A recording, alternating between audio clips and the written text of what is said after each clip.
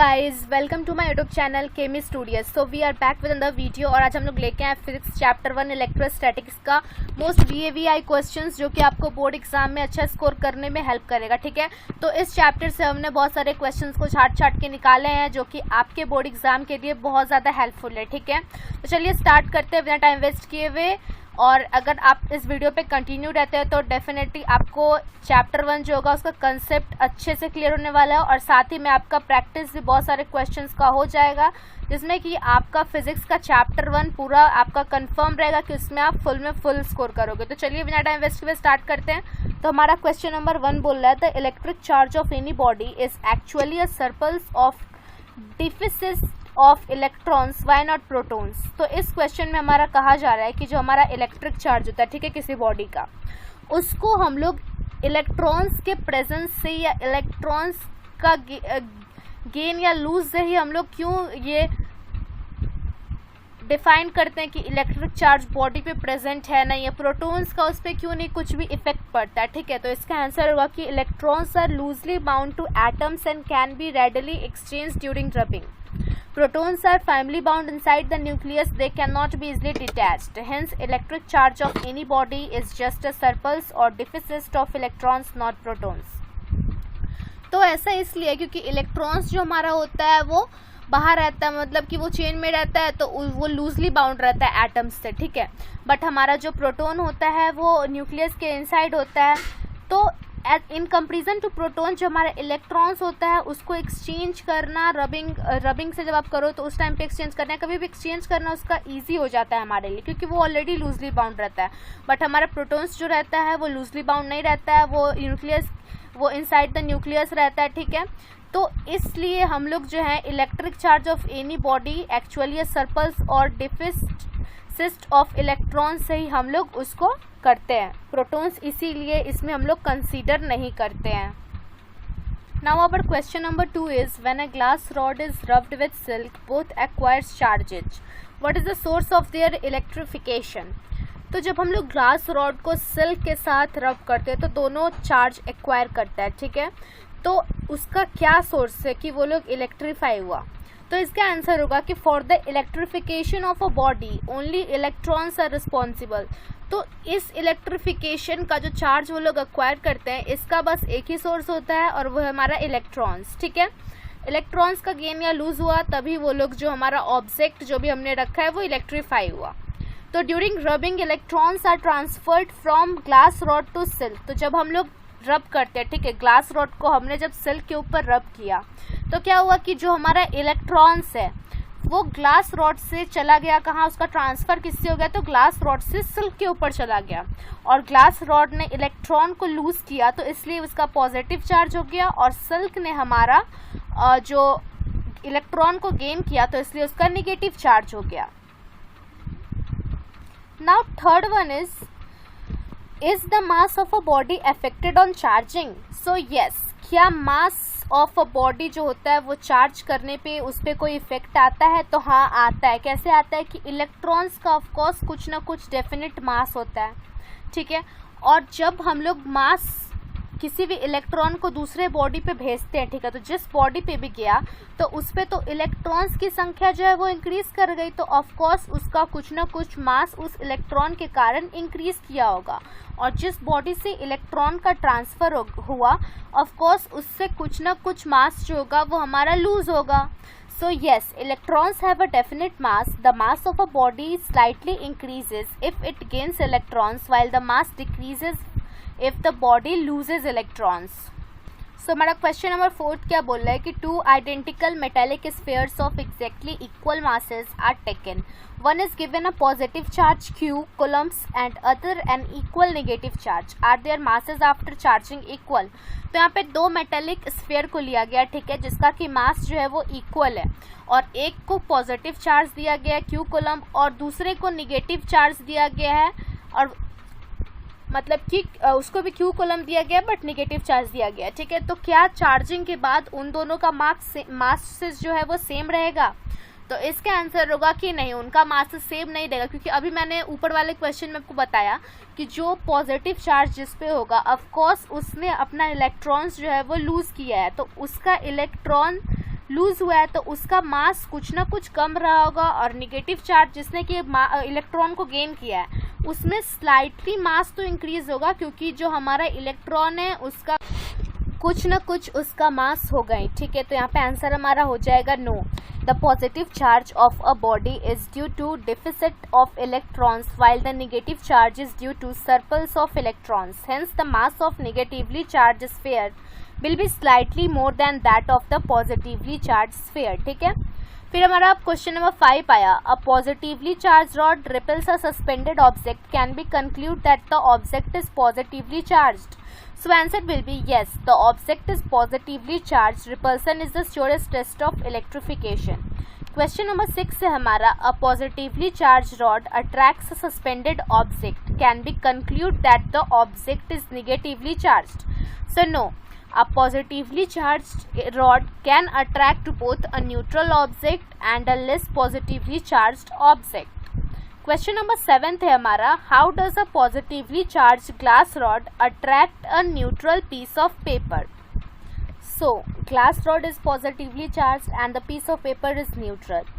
So when we bring both of them closer, so the neutral piece of paper get induced and the negative charge will come at the nearer end of the glass rod and the positive charge will go farther away. So from there, so as we can see here, the negative charge is closer to the positive charge of the rod and hence they will attract each other, and hence the glass rod attracts a neutral piece of paper as the positive charge is in the farthest end. So here the attractive force will be more in comparison to the repulsive force and the glass rod will attract the neutral piece of paper.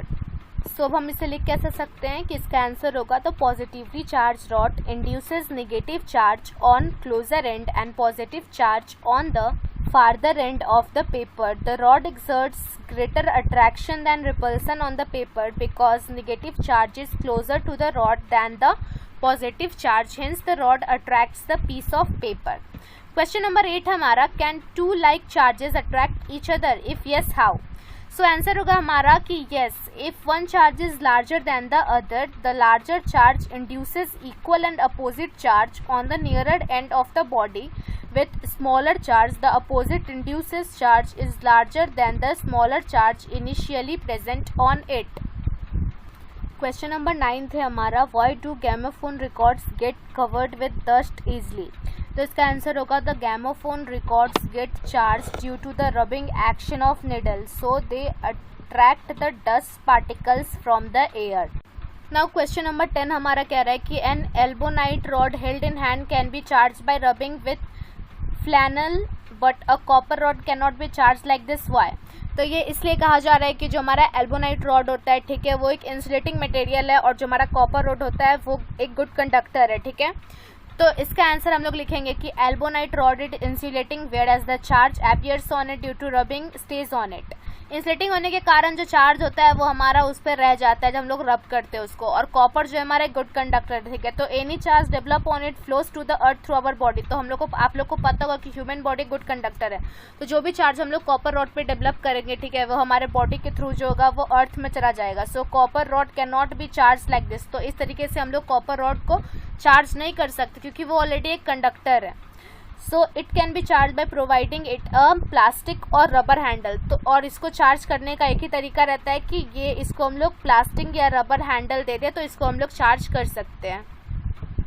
Question number 11 हमारा बोल रहा है कि electrostatic experiments do not work well in humid days, give reason. तो electrostatic experiment जो होता है वो हम ह्यूमिड डेज के दौरान क्यों नहीं कर पाते, इसका क्या रीजन है. तो इसका आंसर हम लिखेंगे कि electrostatic experiments acquired accumulation of charges. तो इलेक्ट्रोस्टैटिक एक्सपेरिमेंट जब हम लोग करते हैं तो उसमें हम लोग चार्जेस के एक्यूमुलेशन इसमें करते हैं. ठीक है, तो चार्जेस का उसमें एक्यूमुलेशन जो होता है वो इन्वॉल्व होता है. Whatever charges appear during the experiment, they are drained away through humid air, which is more conducting than dry air due to the presence of large number of charged particles in it. तो हमारा जो humid air होता है, ठीक है, वो in comparison to dry air ज़्यादा conducting होता है और जो भी charge appear होते हैं इलेक्ट्रोस्टैटिक एक्सपेरिमेंट के दौरान तो वो सारे चार्ज को वो कैरी करके ले जाता है, जिस वजह से हमारा इलेक्ट्रोस्टैटिक एक्सपेरिमेंट जो होता है वो ह्यूमिड डेज में वर्क नहीं कर पाता है। इसका रीज़न ये भी है कि जो हमारा ह्यूमिड एयर होता है उसमें ज़्यादा large number of charge particles होते हैं in comparison to dry air. Question number 12 है हमारा कि a comb runs once dry hair attract small bits of paper, why, what happens if hair is wet और if it is a rainy day. तो अगर हम लोग comb करते हैं अपने हेयर को, ठीक है, और हमारा हेयर ड्राई है, तो वो उसके बाद अगर उस कॉम्ब को हम लोग छोटे छोटे पेपर के टुकड़े के पास ले जाए तो उस पेपर को वो अट्रैक्ट करेगा, ठीक है। तो क्या ये जो हम करते हैं ये तभी भी हो सकता है ये अट्रैक्शन अगर रेनी डे हो या फिर हमारा जो बाल हो वो वेट हो, ठीक है। तो इसका आंसर होगा कि when the comb runs through dry hair it gets charge by friction. तो हम लोग जब अपने कॉम्ब को जो है हमारे अगर बाल ड्राई या सूखा है तो अगर उस पर रब करते हैं तो फ्रिक्शन के दौरान वो चार्ज हो जाता है, ठीक है। और जो भी मॉलिक्यूल्स जो पेपर होते हैं, जो भी पेपर में जो मॉलिक्यूल होता है वो अपने आप को पोलराइज्ड कर लेता है, ठीक है, चार्ज कॉम्ब को देख के, और उसके बाद नेट फोर्स ऑफ अट्रैक्शन हो जाता है, जिस कारण से हमारा जो कॉम्ब है वो स्मॉल बिट्स ऑफ पेपर को अट्रैक्ट कर लेता है, ठीक है। बट अगर हमारा जो हेयर है, इफ़ हेयर इज़ वेट और if it is a rainy day, तो फ्रिक्शन जो होता है हमारा हेयर और कॉम्ब के बीच में जो फ्रिक्शन था वो रिड्यूस हो जाता है, क्योंकि उसे ड्राई सरफेस नहीं मिल पाता है, जिस वजह से जो हमारा कॉम्ब होता है वो चार्ज नहीं हो पाता है और वो स्मॉल बीट्स ऑफ पेपर को अट्रैक्ट नहीं करेगा। Question number 13 is ordinary rubber is an insulator but the special rubber tires of aircrafts are made slightly conducting. Why is this necessary? देखो मैंने तो इस क्वेश्चन नंबर 13 में कहा जा रहा है कि ordinary rubber is an insulator but the special rubber tires of aircrafts are made slightly conducting. Why is this necessary? तो जो हमारा ऑर्डिनरी रबर होता है वो इंसुलेटर होता है, ठीक है, बट जो हमारा एयरक्राफ्ट का जो टायर्स होता है उसको स्पेशल रबर देके बनाया जाता है। क्यों बनाया जाता है? क्योंकि उसको स्लाइटली कंडक्टिंग बनाने के लिए। और ऐसा करना क्यों नेसेसरी है? तो इसका आंसर हम लिखेंगे कि during landing the tyre of aircraft में get slightly charged due to friction between tyre and the air strip. If the tyres are made slightly conducting they will lose the charge to the earth, otherwise too much static electricity accumulated may produce a spark and result in fire, ठीक है। तो इसीलिए उसका जो है tyre को हम लोग थोड़ा कंडक्टिंग बनाते हैं कि जो चार्ज प्रोड्यूस हो एयर स्ट्राइप और जो टायर के फ्रिक्शन के कारण वो हमारा अर्थ में चला जाए और जिस वजह से जो हमारा स्पार्क या फिर फायर जो हमारे रिजल्ट करता वो ना करे। सेफ्टी पर्पज से हम लोग जो है इसके टायर को स्पेशल रबर प्रोवाइड करके कंडक्टिंग बनाते हैं। तो होप आपको हमारा ये जो सीरीज़ था ये पसंद आया होगा। अभी ये सिर्फ पार्ट 1 था, तो अगर आपको इस टाइप का और वीडियो चाहिए तो हमें ज़रूर बताएं, हम लोग ऐसा वीडियो लाने की कोशिश करेंगे। वीडियो भी थोड़ी लंबी हो जाती है इसलिए मैं फर्दर का क्वेश्चंस नहीं कर पा रही हूँ, वो पार्ट 2 में लाने की कोशिश करूँगी। And if you like our video then do like, share, subscribe and comment, और सब्सक्राइब करना मत भूलना।